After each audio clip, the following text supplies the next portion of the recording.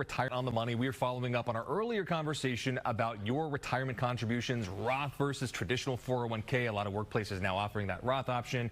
Now that you know the difference, how do you decide which option fits your life? We have certified financial planner and founder of Lakewater Advisory, Dan Bennett, back with us, helping people across our area build those smarter retirement strategies.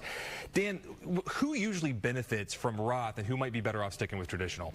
So typically speaking, Roth, if you're in a lower bracket now, to be able to benefit from years of compounding tax-free accounts is typically that's going to be the best fit.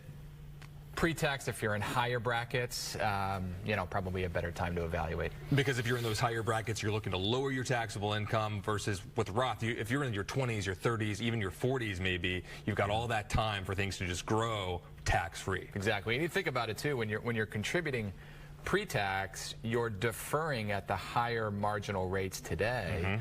But then when you take the money out in the future too, you're withdrawing the money at effective or average tax rates, which may be lower.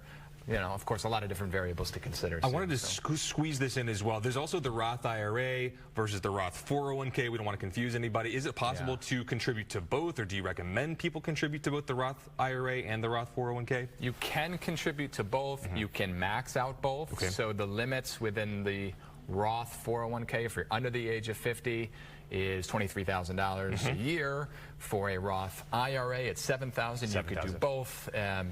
And could you also contribute to, like, let's say within a 401k, the Roth 401k and the traditional 401k? You can do both if your plan allows it. Okay. Is it typically like a shared limit, like that 23.5 is for both forms of contributions? It's for both forms of contributions, exactly, without employer contributions. So you could actually creep up higher than those with employer matching contributions, but your employee calendar year contribution cannot exceed that $23,000 limit. 23.5 for 2025 tax year. What about people who are closer to retirement? Does this choice still matter for those people who are, say, 10, 15 years out?